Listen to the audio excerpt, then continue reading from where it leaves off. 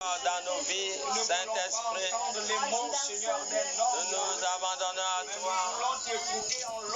Gloire et honneur, Seigneur. Le nom puissant de Jésus-Christ de Merci, Nazareth. Jésus. Sois béni, mon Père. Merci. Car toutes choses. Merci, Adonai. Sois élevé, sois glorifié. Dans le nom de Jésus. Au nom de Jésus-Christ que nous avons prié. Amen. Prenons nos Bibles dans le livre de Matthieu 18, si on peut avoir un lecteur, le premier verset jusqu'au verset 4. Matthieu chapitre 18.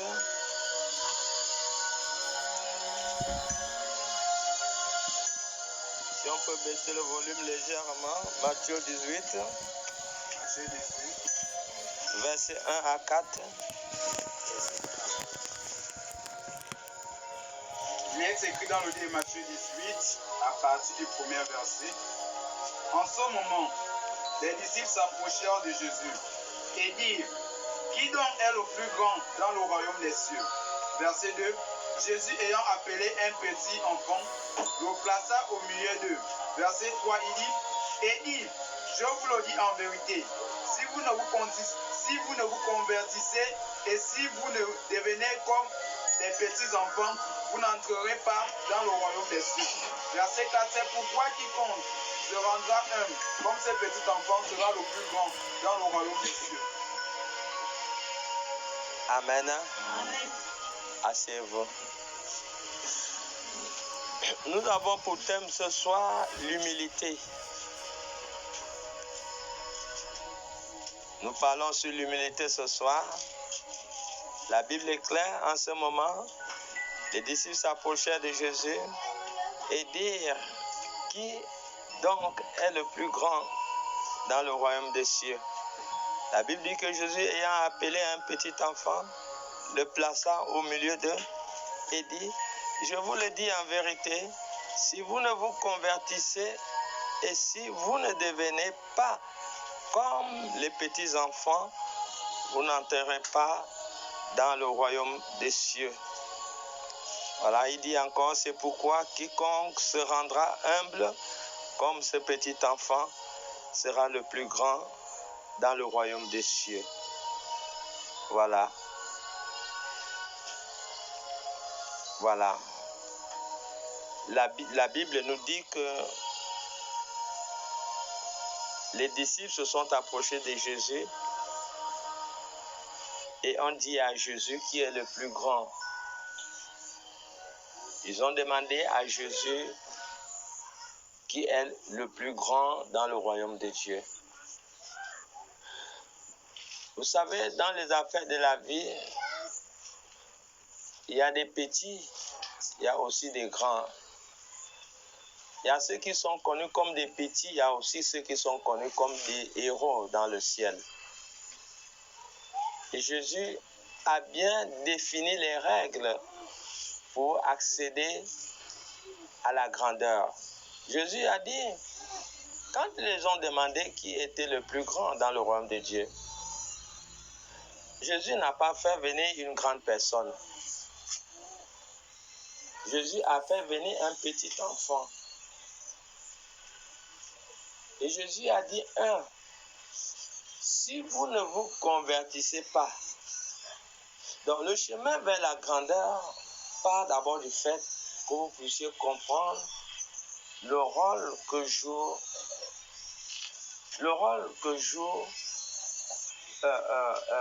la nouvelle naissance, le rôle que joue la conversion au-dedans de votre vie. C'est pas le fait qu'on prie qu'on est converti. C'est pas le fait qu'on prêche qu'on est converti. C'est pas le fait qu'on part à l'église qu'on est converti. Sinon, Jésus n'aurait pas dit dans le livre de Matthieu 7, à partir du verset 21. Est-ce que tu peux nous le lire? Matthieu 7, à partir du verset 21. Si ceux qui exercent le ministère étaient véritablement, tout le monde était converti, alors Jésus ne devait pas donner cette parole. Matthieu 7, 21. Il dit, ceux qui me disent, Seigneur, Seigneur, n'entreront pas dans n'entreront pas tous dans le royaume des cieux. Beaucoup ne vont pas entrer au ciel. Mais celui-là seul qui fait la volonté de mon Père, qui est dans les cieux, C'est celui qui fait la volonté de Dieu qui va entrer au ciel. plusieurs me diront en ce jour-là, Oui. Seigneur, Seigneur, Seigneur, oui. n'avons-nous pas prophétisé par ton nom? Est-ce qu'on n'a pas prophétisé à ton nom? N'avons-nous pas chassé les démons par ton nom? Est-ce qu'on n'a pas chassé les démons à ton nom? Et n'avons-nous pas fait beaucoup de miracles par ton nom? Donc, ce n'est pas le fait de faire des miracles que tu es converti. Même le diable fait les miracles. Oui. Alors je leur dirai, Alors, je leur dirai ouvertement, je ouvertement, ne vous ai jamais connu. je ne vous ai jamais connu. Retirez-vous de moi, Retirez-vous de moi. vous Donc, qui commettez l'iniquité. vous qui commettez l'iniquité. Donc, comprenons que la grandeur vient du fait, premièrement, la grandeur vient du fait, premièrement, la grandeur vient du fait, premièrement, qu'on est converti. Si vous n'êtes pas converti, c'est une perte de temps. Si vous n'êtes pas converti, vous ne pourrez jamais accéder à la grandeur. Si vous n'êtes pas converti, vous verrez que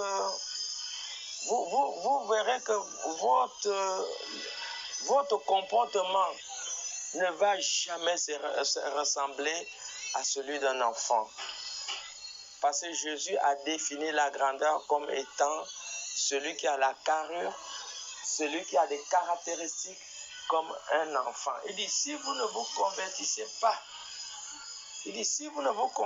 pas, c'est ce qu'il dit ici, hein, au verset, et je vous l'ai dit en vérité, si vous ne vous convertissez et si vous ne devenez comme les petits enfants, vous n'entrerez pas dans le royaume de Dieu. Vous voyez? Donc la grandeur vient du fait, premièrement, que vous devez comprendre que vous devez vous rabaisser. Vous devez vous rabaisser.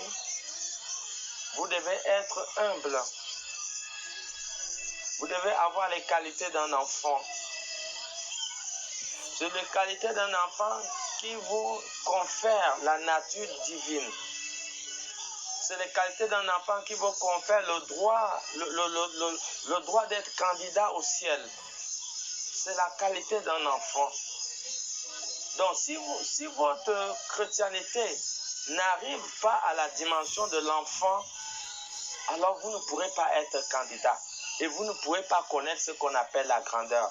Parce que la grandeur se trouve dans tout ce qui est petit. La grandeur se trouve dans tout ce qui est petit. C'est dans ce qui est petit qu'on trouve la grandeur. Et voilà pourquoi Jésus a amené pas une grande personne pour définir celui qui est grand. Jésus a amené une petite personne, ça veut dire un enfant. Un enfant. Il dit, si vous ne vous convertissez pas, et si vous ne devenez pas comme ces petits enfants, vous n'allez pas entrer au ciel. Et quelles sont les caractéristiques d'un enfant? De un enfant ne connaît pas la haine. Un enfant ne connaît pas la haine. Un enfant ne connaît pas garder rancune. Vous comprenez? Lévitique 19, le verset 17. Vous allez voir ces qualités au-dedans de l'enfant. Lévitique 19, le verset 17 à 18. Vous verrez que l'enfant ne connaît pas la haine. Et je vous assure que beaucoup de personnes qui gardent la haine efface ton nom dans le livre de vie. Parce qu'aucune personne qui a la haine ne pourra accéder au ciel. Lévitique 19, le verset 17 à 18. Vous voyez, donc vous ne pouvez pas être grand. Vous ne pouvez pas être grand en ayant la haine. Vous voyez, la haine vous disqualifie de la grandeur. Tu peux lire? Il dit, tu n'haïras point ton frère. Il dit, tu n'haïras point ton frère. Dans ton cœur. Dans ton cœur. Tu auras soin de reprendre ton prochain. Oui. Mais tu ne chargeras point d'un péché à cause de lui. À cause de lui. Tu ne te vengeras point. Il dit, tu ne te vengeras point. Et tu ne garderas point de rancune contre les enfants de ton peuple. Tu ne garderas point de rancune contre les enfants de ton peuple. Tu aimeras ton prochain comme toi-même. Tu aimeras ton prochain comme Je toi-même. suis l'Éternel. Je suis l'Éternel. Donc, vous verrez cette carrure, vous verrez ces qualités au-dedans des enfants. Voilà pourquoi Jésus a pris un enfant. Si vous voulez être grand, vous voulez être grand, vous devez entrer dans l'université de l'enfant, dans l'art de l'enfant, dans toutes les valeurs et dans toutes les qualités de l'enfant. Donc, c'est ce qui vous donne la grandeur. Un enfant ne se fait pas voir. Vous allez voir un enfant, même s'il a fait la bagarre avec son frère ou sa soeur de même âge, appelez-les après 15 minutes de venir manger dans la même assiette. Non, vraiment c'est terrible. Appelez-les après 15 minutes de venir manger dans la même assiette. Est-ce qu'ils ne se souviennent même plus qu'ils viennent de faire la bagarre tout à l'heure? Ils ne se souviennent plus. Voilà pourquoi pour être grand, pour être grand, pour être citoyen du royaume, au-dedans de votre vie, doit véhiculer les valeurs divines. Les valeurs divines, à savoir la petitesse, voilà, à savoir l'humilité, à savoir ne pas voir le mal et ne pas apprendre à le considérer, ne pas apprendre à garder ce mal au-dedans de ta personne, Il y avait quelqu'un qui était bien placé pour haïr ses frères. Il était bien placé pour haïr ses frères. Et cette personne était la personne de Jésus. C'était la personne de Jésus. Luc 23, le verset 34 dit quoi? Regardez que je voulais même dire Joseph, mais Jésus est venu comme ça d'un seul coup à la bouche. En fait, ce n'est pas Jésus que je voulais dire. Je voulais dire Joseph, mais Jésus est venu à la bouche. Luc 23, le verset 34. Jésus dit quoi? Il est à la croix. Jésus dit, oui. Père, pardonne-leur. Père, pardonne-leur. Car ils ne savent pas ce qu'ils font.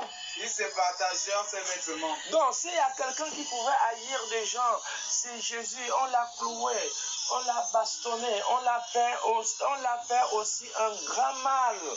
Un grand mal. Alors, Jésus a fait quoi? Jésus a pardonné. Jésus a pardonné. Si vous ne pardonnez pas les gens leurs péchés, Dieu ne pourra pas vous pardonner. Je suis désolé, lis Matthieu 6, le verset 14 à 15. Dieu ne pourra pas te pardonner. Donc tu ne peux pas servir un Dieu que donc tu mets la haine au-dedans de ton cœur. Non, la haine te diminue, la haine te ridiculise. Vous voyez, si vous voulez bénéficier du pardon de Dieu, vous devez apprendre qu'il est important que vous aussi vous puissiez pardonner. Matthieu 6, à partir du verset 14 à 15. Il dit, oui. Vous pardonnez aux hommes leurs offenses. Si vous pardonnez aux hommes leurs offenses, votre Père Céleste pardonnera aussi. Votre Père Céleste aussi vous pardonnera. Mais si vous ne pardonnez pas aux hommes, votre Père ne vous pardonnera pas non plus vos offenses. Votre Père ne va pas vous pardonner vos offenses. La Bible dit que personne n'est parfait et nous avons toujours besoin de la miséricorde. Nous avons toujours besoin du pardon venant de Dieu, parce que tous les jours nous posons des actes qui offensent Dieu et souvent sans pourtant nous en rendre compte. Nous avons besoin de redémarrer avec Dieu. Nous avons besoin de la miséricorde de Dieu. Nous avons besoin du pardon de Dieu. Alors si tu veux être pardonné, comprends combien de fois il faut que tu pardonnes à ceux qui t'ont fait du mal. Comprends combien de fois il faut que tu pardonnes à ceux qui t'ont offensé. pour que demain, toi aussi, tu puisses bénéficier de la faveur et tu puisses bénéficier de la grâce de Dieu. Genèse chapitre 45, lisez-nous un peu 1 à 5. Vous allez voir Joseph, quand ses frères les avaient fait vraiment beaucoup de mal. Ils l'avaient vendu, ils ont fait le mal. Mais qu'est-ce qui s'est passé? Qu'est-ce qui s'est passé? Genèse chapitre 45. Vous nous lisez à partir de verset 1 à 5. J'ai dit, Joseph ne pouvait plus se contenir devant tous ceux qui l'entouraient. Joseph ne pouvait plus se contenir devant tous ceux qui l'entouraient. Il s'écria, faites sortir tout le monde. Faites sortir tout le monde. Et il ne resta personne avec Joseph. Il ne resta personne avec Quand Joseph. il se fit connaître à ses frères, Il se fit connaître à ses frères. Il éleva la voix Il éleva la voix. en pleurant. Joseph a commencé à pleurer. Les Égyptiens l'entendirent. Tout le monde l'entendait. Et la maison de Pharaon l'entendit. Oui. Joseph dit à ses frères, Il dit à ses frères, je suis Joseph. je suis Joseph. Mon père vit-il encore? Mon père vit-il encore? Mais ses frères ne purent lui répondre, Ses frères ne purent lui répondre. car ils étaient troublés en sa présence. Oui. Joseph dit à ses frères, Oui. approchez-vous de moi. Approchez-vous de moi. Et ils s'approchèrent. Oui. Il dit, je suis Joseph, votre Je frère, suis Joseph, votre frère, que vous avez vendu que vous avez vendu pour être mené en Égypte. pour être mené en Égypte. Maintenant, ne vous affligez pas ne vous affligez pas. et ne soyez pas fâchés Ne soyez pas fâchés de m'avoir vendu de m'avoir vendu pour être conduit ici. pour être conduit ici. Car c'est pour vous sauver C'est la pour vous vie sauver la vie que Dieu m'a envoyé devant que Dieu vous. m'a envoyé devant vous. Arrête-toi là. Est-ce que nous voyons? Nous voyons que les frères de Joseph l'ont fait mal. Ils l'ont vendu. Mais Joseph était détenteur du pouvoir en ce moment pour pouvoir leur faire du mal, pour pouvoir rendre le mal qu'ils ont fait. Mais qu'est-ce qui s'est passé? Joseph les a accueillis. Joseph les a embrassés. Joseph ne s'est même plus souvenu du mal qu'ils ont fait. Est-ce que vous voyez qu'à chaque moment que vos ennemis vous font du mal, ils vous font du mal, ils nous font du mal, c'est pour notre propre bien. Parce que Romains 8, 28 dit que toutes choses concourent au bien de ceux qui aiment Dieu. Il dit, réjouissons-nous, même lorsqu'on nous persécutera. Il dit que nous devons nous réjouir. Parce que Dieu va changer. Dieu va changer notre souffrance en bonheur. Genèse 50, le verset 16 avant. Dieu va changer notre souffrance en bonheur. Donc, essaie d'imaginer. Si quelqu'un te fait le mal, tu n'as pas besoin de lui garder dedans. Tu as besoin de le pardonner. La Bible dit, celui que nous pardonnerons les péchés, Dieu aussi nous pardonnera. Et c'est sur cette base que tu dois toujours te souvenir. Parce que je sais qu'il n'y a pas quelqu'un ici, là, un voisin ou quelqu'un dans la famille ou à l'église qu'on n'a pas fait du mal. On t'a sûrement fait le mal quelque part, qui t'a offensé, qui t'a fait mal. Mais le Seigneur te dit que si tu veux être grand, tu dois comprendre que la grandeur vient dans l'humilité. La grandeur vient lorsque tu n'es rien, lorsque tu es simple, lorsque tu n'es rien. Nous voyons Jésus. Jésus ne voulait pas. Une fois, les Juifs sont venus pour le faire roi. Il a fui. Parce que Jésus ne voulait pas se faire voir. Parce que son royaume n'était pas de ce monde. Tu n'as pas besoin de te faire voir. Tu n'as pas besoin de te faire remarquer. Tu as besoin d'être rien aux yeux des gens. Ton élévation ne vient pas des hommes. Ton élévation ne vient pas du fait que tu puisses t'élever, non. Ton élévation vient du fait que tu puisses te rabaisser. le fait que tu puisses t'humilier. Parce que toutes les vertus qui élèvent, toutes les vertus qui amènent les gens dans la gloire, dans l'élévation, ces vertus, on les trouve dans la simplicité, dans l'humilité, dans la faiblesse.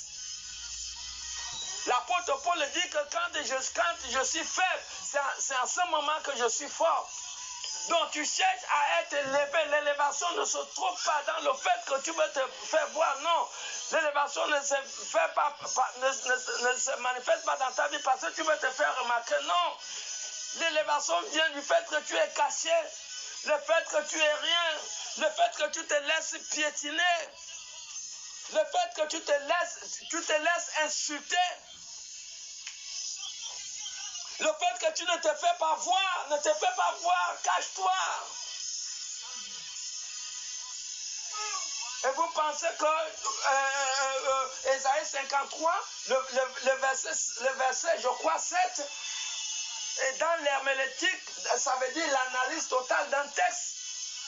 On nous dit que quand il y a un texte et qu'il y a 3 mots répétitifs, alors répétitif, il faut faire très attention. Mais comment dans un verset on peut trouver le même mot 3 fois? Quand on a amené Jésus-Christ à la croix, il n'a point ouvert la bouche, c'est 3 fois. Est-ce que tu peux nous lire ça? Ésaïe 53, attrape d'abord là. Oui. Il a été maltraité. Il a été maltraité. Opprimé. Et il n'a point ouvert la bouche. Il n'a point ouvert la bouche. Semblable à un agneau. Semblable à un agneau. Qu'on mène à la boucherie. Qu'on mène à la bouche. À une brebis muette. À un brebis muette 2 fois. Devant ceux qui l'attendent. Devant ceux qui l'attendent. Il n'a point ouvert la bouche. 3 fois dans un verset biblique. 3 fois, il n'a pas ouvert la bouche. Mais combien de fois tu ouvres la bouche lorsqu'on vient t'attaquer? Combien de fois tu ouvres la bouche lorsque tu subis une injustice? Mais on l'a amené à l'abattoir. Il avait les caractéristiques d'un agneau. Il n'a point ouvert la bouche. Il avait toutes les vertus, les qualités d'un Dieu, mais il devait accomplir ce que les prophètes ont prédit. Il devait accomplir ce que les prophètes ont prédit. Et voilà pourquoi il n'a point ouvert la bouche. Est-ce que nous voyons? Nous voyons que si tu cherches à être élevé, comprends la nécessité d'être rien. Sois rien. Ne parle pas beaucoup. Ne parle pas beaucoup. Sois rien. Laisse les gens te piétiner. Laisse les gens t'insulter. On l'a insulté. On a craché sur lui. On a dit, devine, qui te frappe. Lis Matthieu 26, le verset 66. Il est Dieu, mais on lui frappe, on lui devine, qui te frappe.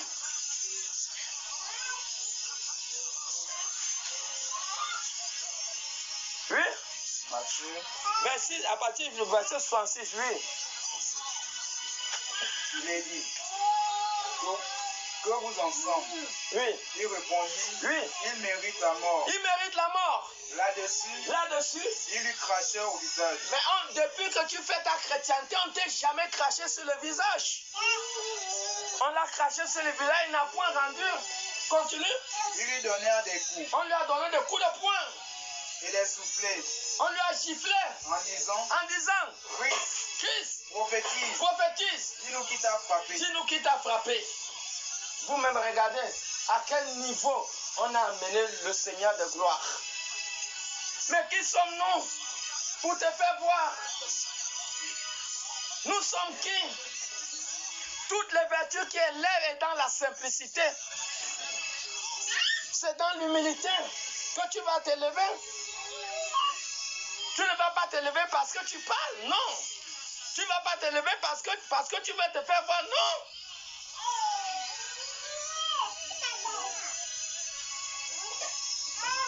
Voici Joseph. Voilà le message qu'on vient de dire après la mort de son père. Genèse 50. Verset 20. Verset 16 à 20. Ils firent dire à Joseph, On est venu dire à Joseph, ton père a donné ce ordre avant de mourir. ton père a donné cet ordre avant de mourir. Vous parlerez ainsi à Joseph. Vous parlerez ainsi à Joseph. Oh, Oh, pardonne le crime de tes frères il dit pardonne le crime de tes et frères leur péché, et leur péché. car ils t'ont fait du mal. Vous voyez, on a fait Joseph du mal. Pardonne maintenant le péché de tes serviteurs, Pardonne maintenant le péché de tes serviteurs. du Dieu et de ton père. Le Dieu de ton père. Joseph pleura. Vous avez vu? On vient dire, est-ce que tu es là ou bien tu es déconnecté? On est venu dire à Joseph juste après la mort de son père. Parce que son père se disait, on ne sait pas après ma mort. Peut-être mon fils Joseph pourra rester à se venger du mal que ses frères l'ont fait. Mais Jacob s'est assuré de laisser ce message. Et c'est ce qui va amener Joseph à pleurer.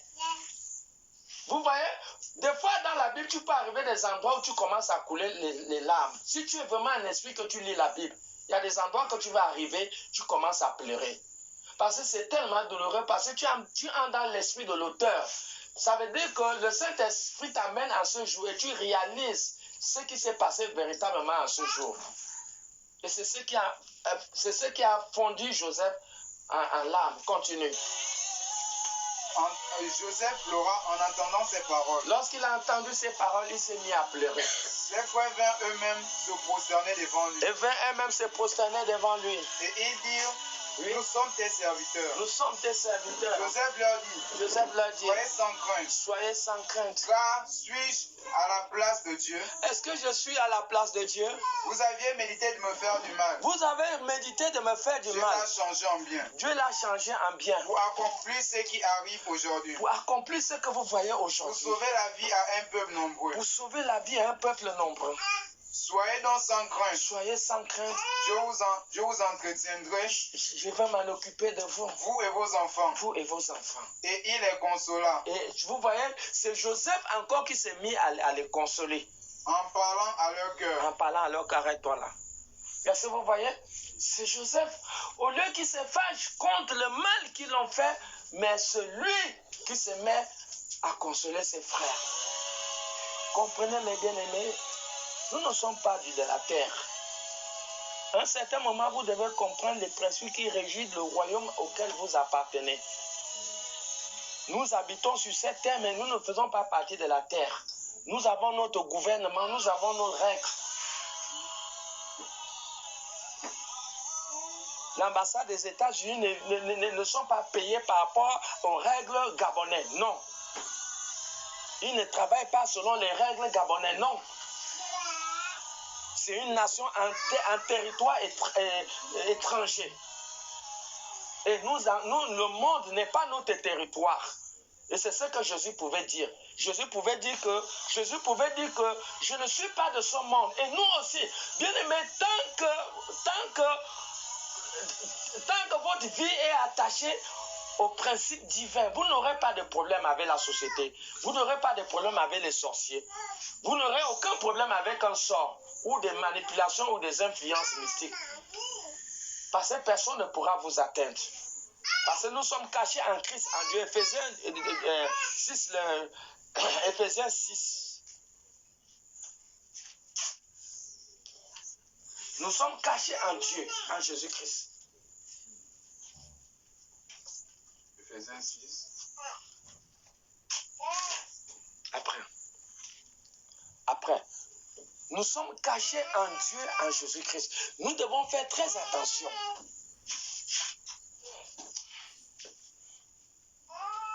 Aucun sorcier ne peut t'atteindre. Tu es caché en Christ et en Dieu.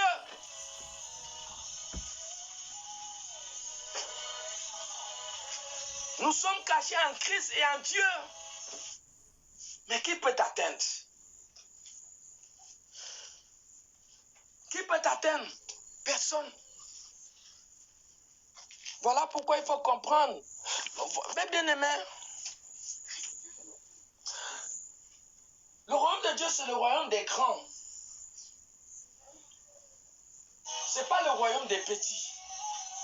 Et chacun doit chercher à être grand. Et pour être grand, tu as besoin d'appliquer des principes qui te rendent grand.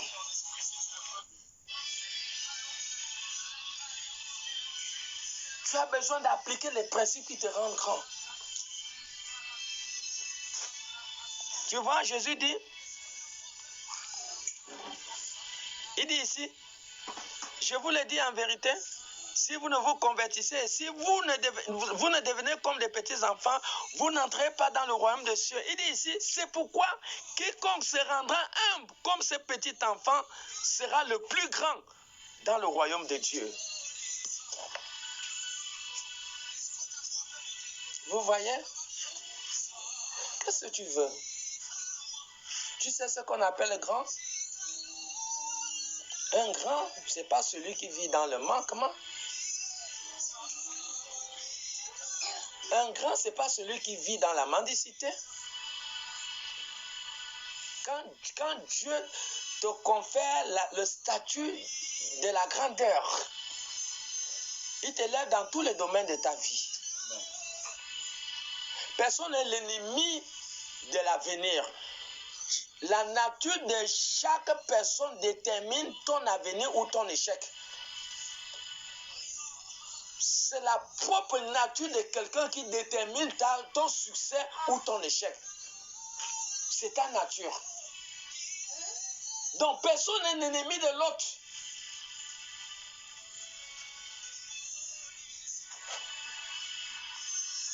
Personne n'est l'ennemi de l'autre. Voilà pourquoi vous avez entendu Josué 1,8 dire que lis la parole.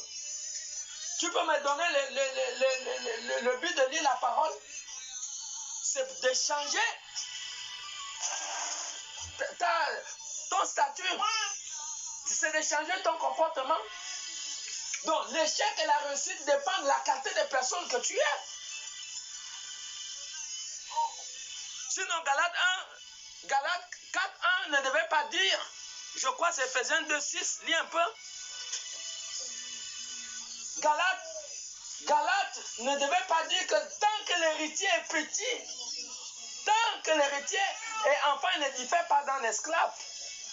Oui, lis un peu Ephésiens 2.6, il dit quoi? Oui. Il nous a ressuscités ensemble. Dieu nous a ressuscités ensemble. Et nous a fait asseoir ensemble dans les lieux célestes. Où? Dans les lieux célestes. Où? En Jésus-Christ. Donc tu es assis où? Dans le ciel. Tu es assis en Jésus-Christ. Dis-moi le sorcier qui peut t'atteindre là-bas. En tout cas, ça dépend de la... Vous savez, la compréhension amène le transfert de puissance et de force. Amen. Voilà pourquoi Matthieu 13, 19 dit que ceux qui ne comprennent pas la parole, le diable vient, il les arrache ça. Donc pendant qu'on parle, tu es là, tes pensées sont en train de vagabonder, ça c'est à ton niveau. Mais comprends que toute compréhension te confère de nouvelles dimensions. Donc si tu ne comprends pas ce qui est communiqué dans la profondeur, tu vas arrêter la même personne. Et c'est ce que nous sommes en train de parler. Regarde, Matthieu 13, 19 dit quoi? Si tu ne fais pas l'effort de comprendre la parole, l'ennemi vient et l'arrache, n'est-ce pas? Lorsqu'un homme écoute la parole du royaume, lorsqu'un homme écoute la parole du royaume, il ne la comprend pas. Tu ne cherches pas à la comprendre. Le malin vient et enlève ce qui a été semé. Voilà, le diable vient et enlève la parole qui a été semée. Dans son cœur. Dans son cœur. Cet homme est celui qui a reçu la semence le long du chemin. Tu as reçu la semence le long du chemin et les oiseaux sont venus, ils ont picoté la semence. Et c'est ça. Donc il faut comprendre la parole. Il est très important de comprendre la parole. L'humilité est l'art de la grandeur. L'humilité est la porte qui mène vers la grandeur.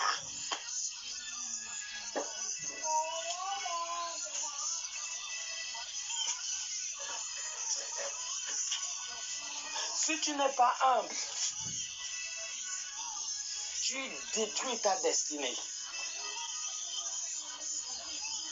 Tu détruis ta vie.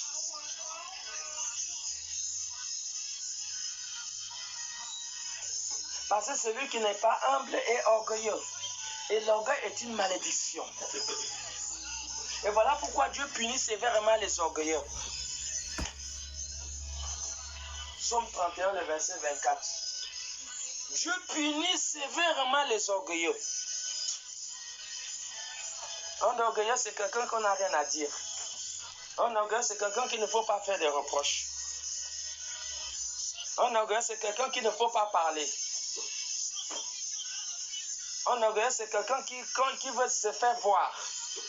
C'est lui, c'est elle, ce n'est pas... Il faut que ce soit toi qu'on voit, pas d'autres personnes. Et c'est ça le piège de l'homme. C'est ça le piège. Psaume 31, le verset 24, oui. Aimez l'Éternel. Aimez l'Éternel. Vous qui avez de la piété. Vous qui avez de la piété. L'Éternel garde les fidèles. Il garde les fidèles. Et il punit sévèrement les orgueilleux. Dieu punit sévèrement les orgueilleux. Donc si tu n'es pas humble, ça veut dire que tu es orgueilleux.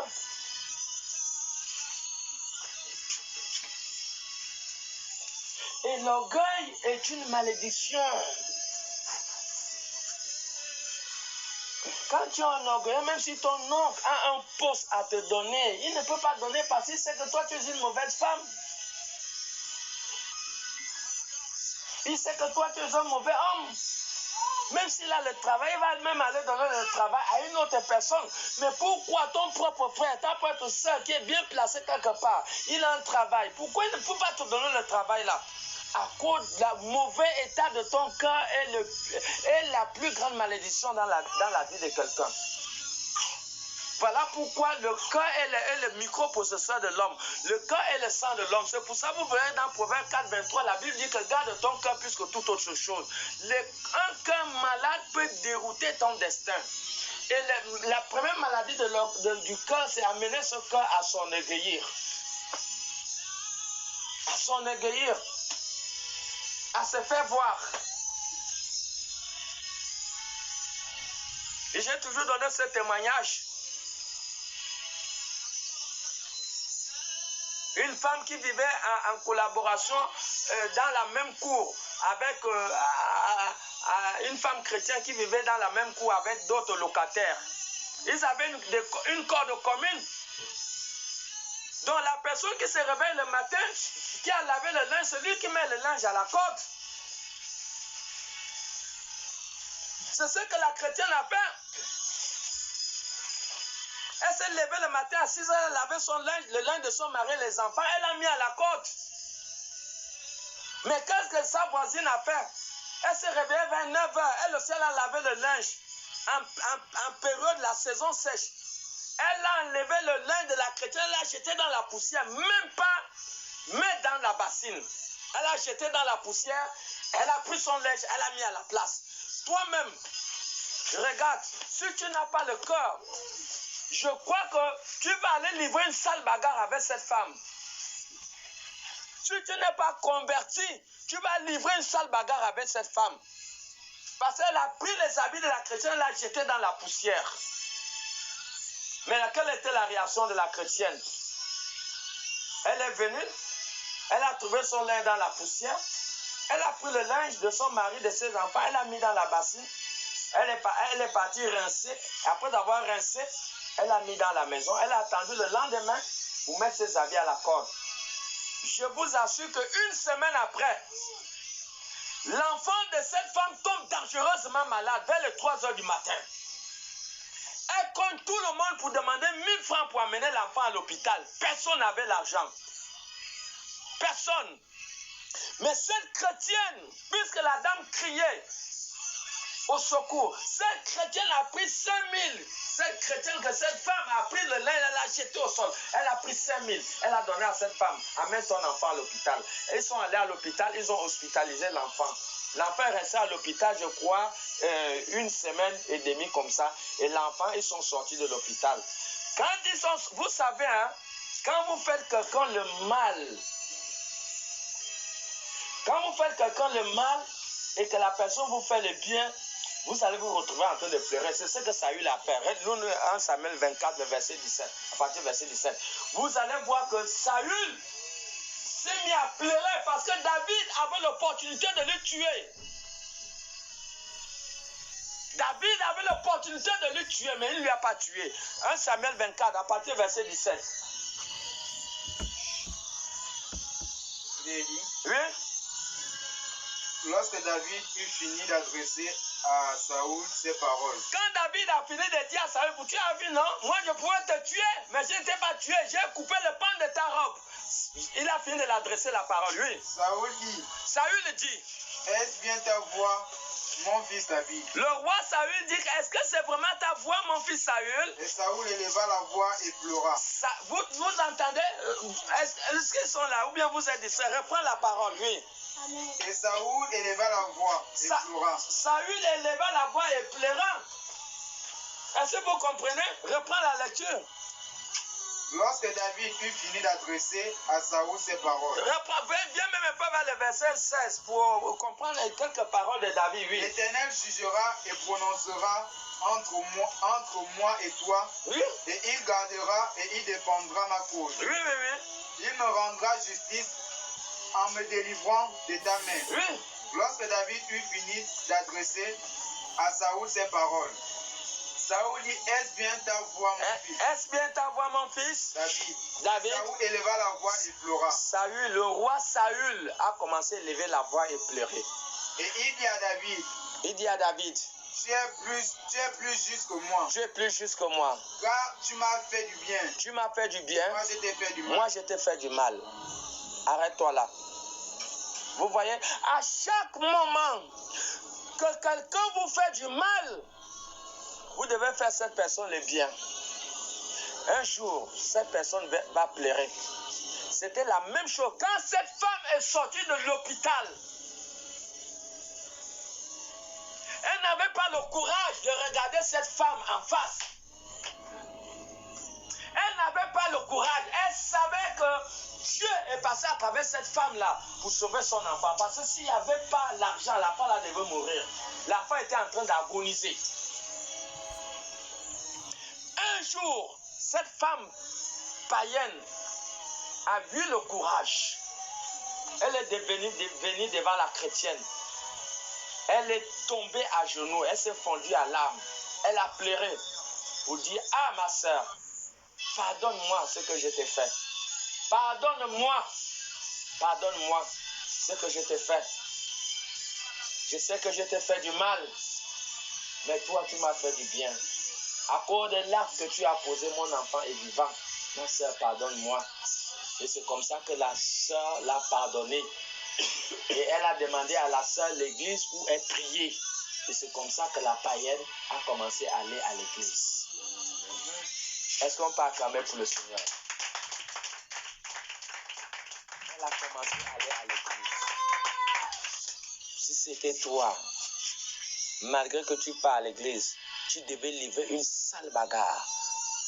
J'ai vu à l'église, je ne veux pas donner le nom de la soeur, quand elle pète les plombs, même moi-même, elle ne m'écoute plus. Faut pas rire.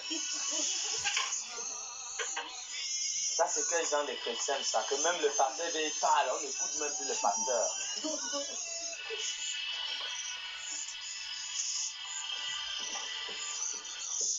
Mais cette sœur-là, elle a amené une païenne à l'église sans dire un mot. Elle n'a pas dit un mot. Elle n'a pas dit un mot. L'humilité est une puissance.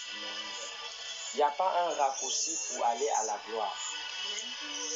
Le seul chemin qui mène à la gloire est le chemin de l'humilité. Proverbe 29, le verset 23.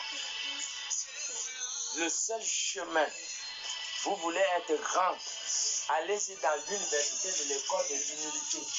Tous ceux qui sont devenus grands sont passés par là. Tous ceux qui sont grands sont passés par là. Même Moïse, quand vous verrez dans Nombre 12, Dieu va dire à Myriam et Aaron, pourquoi avez-vous parlé contre mon serviteur? Il n'y a pas quelqu'un de humble sur toute la terre comme mon serviteur Moïse.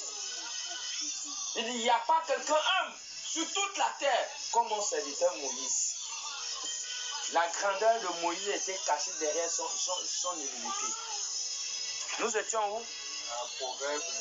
Proverbe 29, le verset 23, oui. L'orgueil d'un homme l'abaisse, Quand tu es orgueilleux, Dieu va t'écraser. mais celui qui est humble d'esprit obtient la gloire. Celui qui est humble d'esprit obtient la gloire.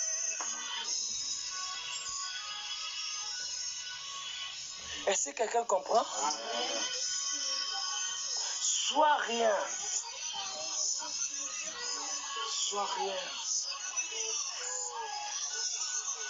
Sois rien. Voilà pourquoi vous verrez que certains chrétiens obtiennent très facilement la promotion au-dedans de leur travail.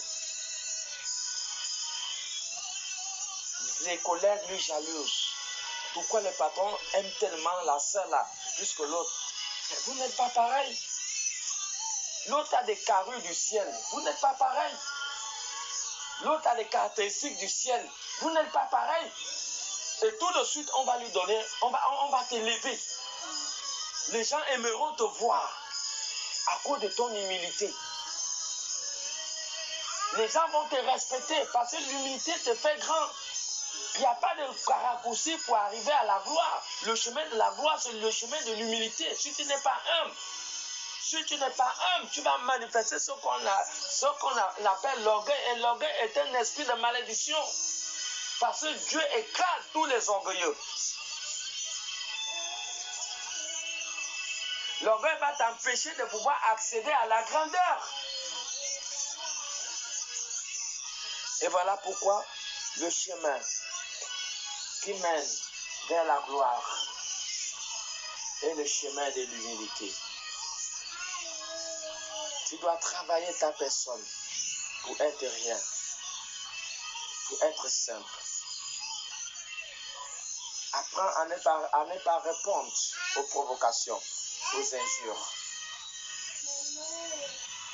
Apprends à accepter certaines situations dans un seul but pour établir la paix avec celui qui est en conflit avec toi.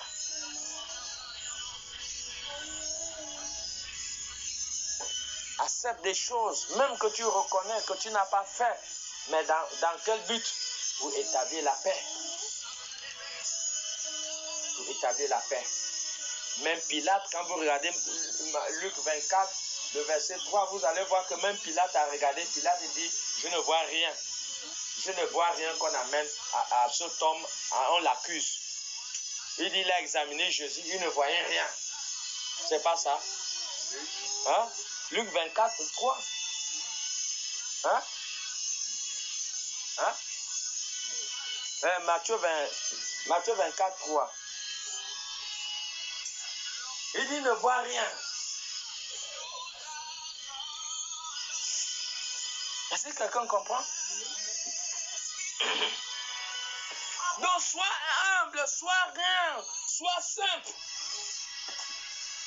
C'est Luc, Matthieu 24, le 23, le verset 4.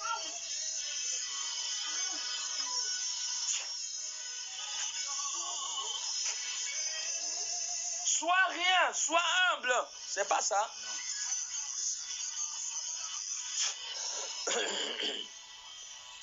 Sois simple.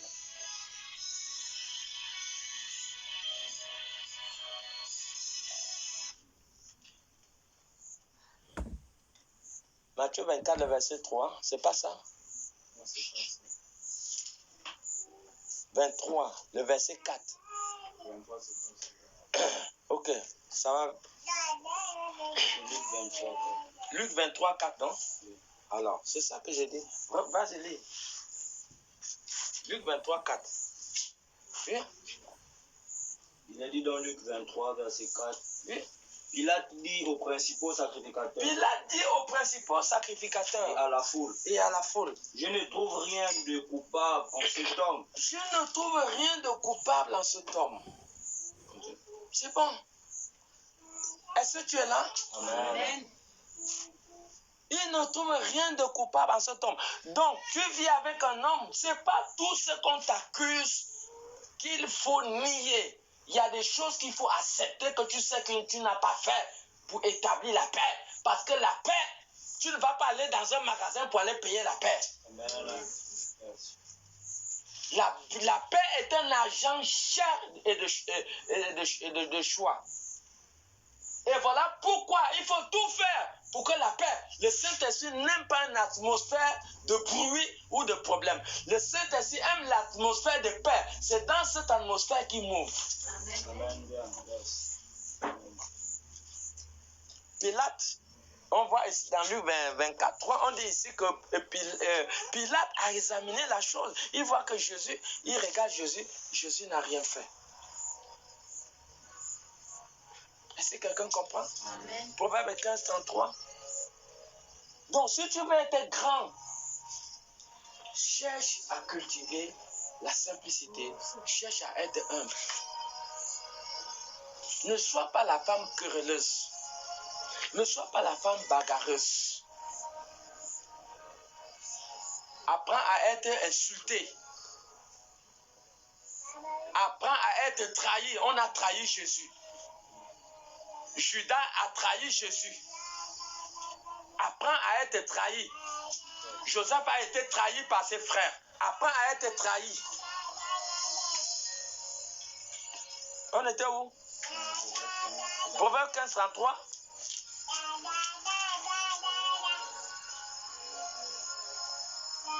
La parole de Dieu dit dans le livre de Proverbe 15, 33, la crainte de l'Éternel, entraîne la sagesse, oui.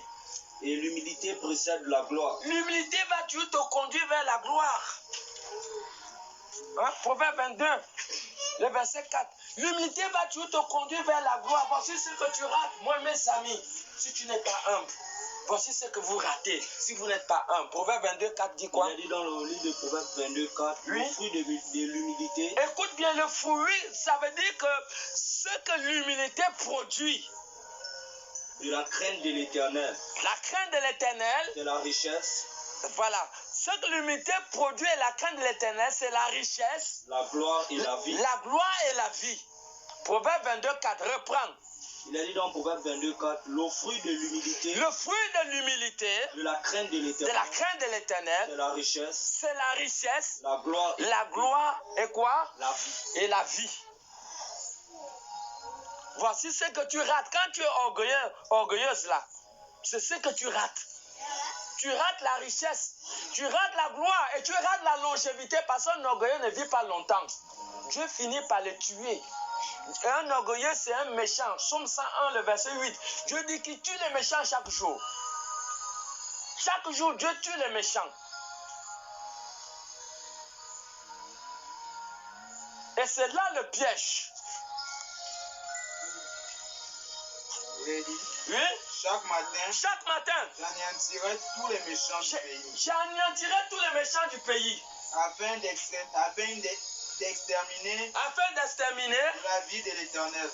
Afin de les exterminer de la vie de l'Éternel. Donc chaque matin, Dieu s'assure de tuer les méchants. Voilà pourquoi vous voyez le taux de mortalité élevé. Et si vous regardez le pourcentage des gens qui meurent, ce sont des méchants. Ce sont des méchants, des gens qui n'ont rien à voir avec Dieu. Et vous pouvez regarder les actes qu'ils posent. Ils sont dans la fausseté, dans l'adultère.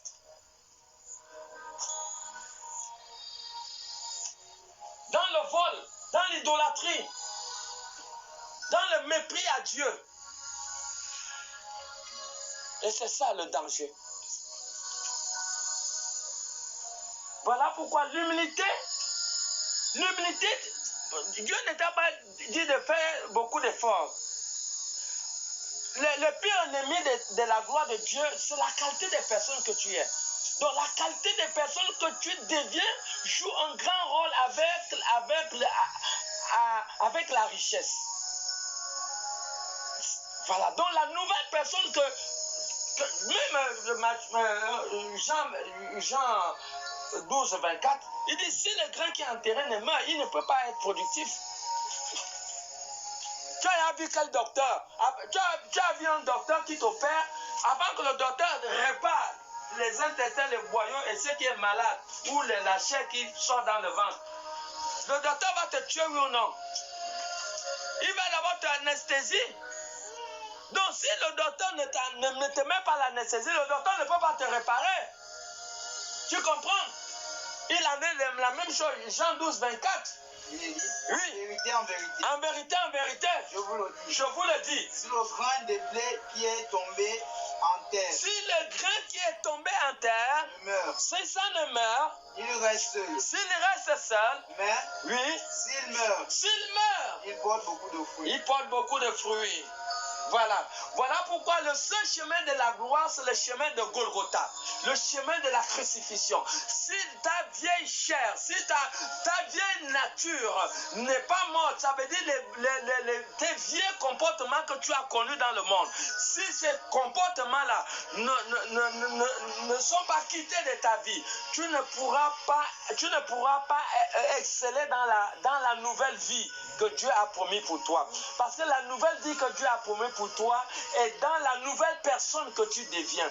Dans les richesses, c'est pas que Dieu n'a pas béni les gens, mais les gens sont ce qu'ils sont à cause de leur propre nature. C'est ta nature qui définit si Dieu va changer ton histoire ou pas. Si tu restes la même, tu ne peux pas bénéficier des richesses qui sont attachées à la nouvelle nature. Ces richesses ne peuvent pas, la richesse, la vie, selon Proverbe 22, car les richesses, la gloire et la vie, la longévité ne peuvent pas être attachées dans les vieux mauvais comportements, non. Sur l'orgueil, non. C'est dans la nouvelle personne que tu deviens. Ne cherche pas à comprendre comment ça va se passer, ça, c'est pas ta spécificité. Ta spécificité, c'est de te briser. Et la spécificité de Dieu, c'est d'ouvrir les portes dans lesquelles il peut te faire voyager au Maroc, en France, aux États-Unis. Dieu peut faire ce qui est inimaginable. C'est ce que 1 Corinthiens chapitre 2, le verset 9. Ce sont des choses que l'homme n'a jamais imaginées, ce que l'homme n'a jamais compris. Ce sont ces choses que Dieu a prévues pour ses enfants. Est-ce que tu connais ce que Dieu a prévu pour toi? Voilà pourquoi Dieu ne montre jamais la gloire à ses enfants, parce que tu risques de servir Dieu non pas par amour, mais par intérêt. Et c'est ça le piège. Voilà pourquoi Dieu ne montre jamais la gloire qu'il a promis à tout un chacun, parce que la gloire se mérite. Il y a un prix à payer. Et le prix de la gloire, c'est le prix de l'humilité. 1 Corinthiens 2, 9, oui. Mais comme il est écrit, ce sont des choses que l'œil n'a point vues. Ce sont les choses que l'œil n'a point vues, que l'oreille n'a point entendues, et qui ne sont point montées au cœur de l'homme. Qui ne sont point montées au cœur de l'homme. Les choses que Dieu a préparées pour ceux qui l'aiment. Les choses que Dieu a préparées pour ceux qui l'aiment. Il faut bien comprendre que c'est les choses que ton oreille et Dieu.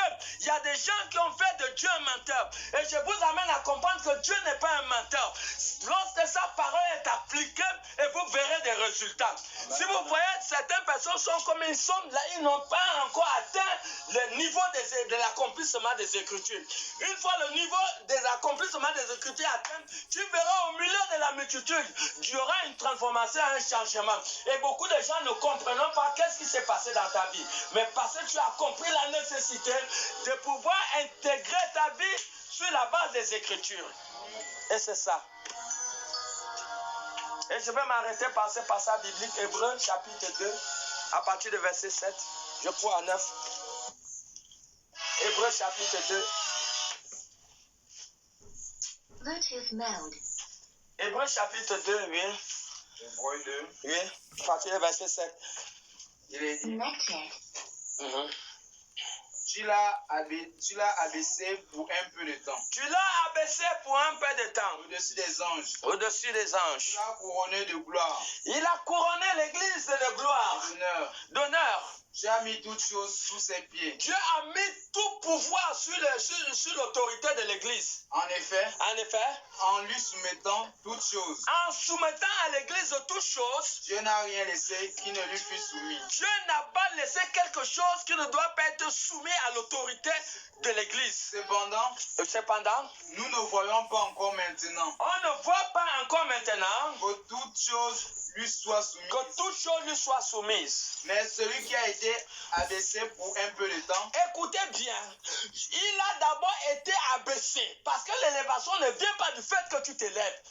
Voilà, l'élévation vient que tu dois comprendre que tu dois d'abord t'abaisser. Il a d'abord été abaissé pour un peu de temps, oui. pour un peu de temps Oui. au-dessus des anges. Au-dessus des anges. Jésus, Jésus. nous le voyons couronné de gloire Aujourd'hui, nous voyons Jésus couronné de gloire. et d'honneur Mais il est passé par où? Il est couronné de gloire et d'honneur. à cause de la mort qu'il a souffert. Écoutons, il est couronné de gloire et d'honneur à cause de quoi? À cause de la mort. Il a souffert. À cause de la mort. Donc, vous voyez, non, dans la route qui mène vers la gloire, vers l'honneur, est la route de la mort. Et nous savons de quelle mort notre Seigneur Jésus a subi. Une mort humiliante. On l'a humilié avec un cachet sur la croix. On l'a cloué vivant, sans anesthésie. Et la crucifixion est le chemin de l'élévation. Et c'est par ce chemin qui est le chemin de la gloire et de l'élévation que Jésus-Christ est passé. Par la mort. La mort des œuvres mauvaises. La mort des mauvais comportements. La mort des mauvais caractères. Ces choses doivent être clouées. Ça coûte cher, mais c'est le chemin de la vie et c'est le chemin de la gloire. C'est le chemin que Jésus-Christ est passé. Et beaucoup de... Ils étaient 13. Tous les 12 l'ont abandonné. Il est passé à la croix seul. Et voilà pourquoi vous allez voir aujourd'hui que beaucoup de chrétiens ont fui le chemin de la croix. C'est difficile. Je ne peux pas vivre comme ça. Je ne peux pas supporter. Qui va me payer l'école? Qui va me payer la maison?